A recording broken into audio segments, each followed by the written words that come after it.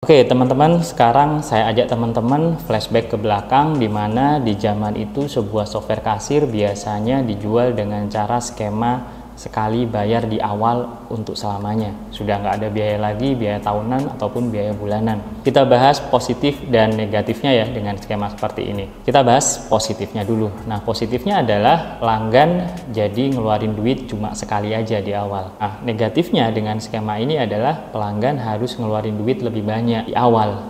Kenapa? Ya karena sekali bayar. Biasanya cara seperti ini cukup memberatkan bagi pelanggan karena harus ngeluarin duit berjuta-juta hanya untuk menggunakan sebuah software kasir.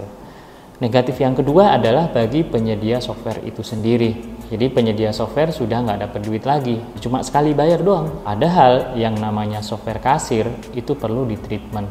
Treatment artinya biaya, yang mana biaya programmer setiap tahun itu semakin mahal, biaya server juga seperti itu. Itu zaman dulu. Nah, sekarang kita masuk di era di mana internet sudah mulai semakin kenceng, semakin murah. Handphone Android juga semakin murah dan perusahaan startup sudah semakin banyak.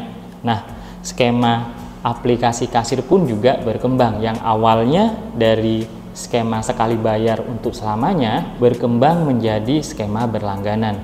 Yuk kita bahas positif dan negatifnya. Positifnya dengan skema ini adalah pelanggan tidak perlu membayar biaya mahal di awal. Jadi bisa dipecah biayanya yang awalnya besar oleh startup kasir, dipecah menjadi per bulan ataupun per tahun. Negatifnya adalah ternyata dengan skema seperti ini market di luar sana masih ada yang keberatan karena harus bayar terus setiap bulan, setiap tahunnya. Bahkan yang lebih parah lagi kalau outletnya punya 100 outlet atau 1000 outlet. Bayangkan satu outlet anggap aja per tahun berlangganan aplikasinya adalah 1 juta.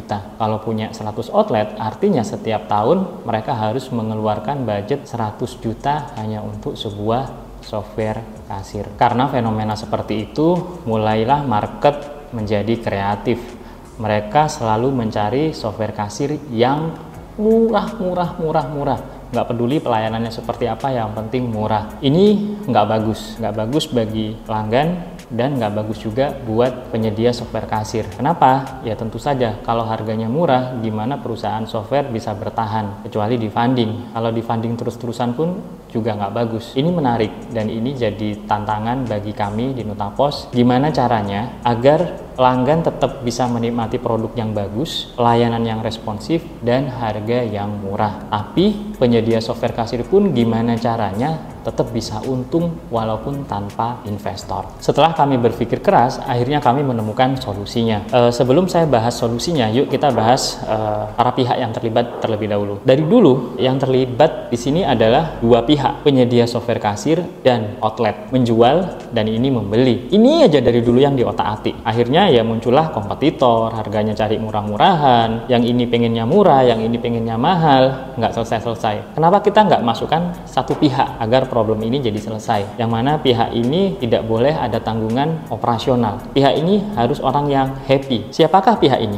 Pihak ini adalah pelanggannya outlet. Solusinya adalah setiap pelanggan berbelanja di outlet akan dikenakan biaya per transaksinya sebesar Rp200, 200 perak. 200 perak ini yang diterima oleh outlet akan dibayarkan pada penyedia software kasir. Penyedia software kasir senang karena dapat duit terus dari outlet. Outlet juga senang karena dapat aplikasi kasir gratis dari penyedia software. Layanannya juga disupport terus. Pelanggan juga senang karena setiap berbelanja di outlet akan mendapatkan poin belanja, yang mana poin belanja ini bisa ditukar dengan diskon ataupun produk gratis. Di Nutapos sekarang tanggal 3 Januari 2023 sudah menerapkan skema seperti ini.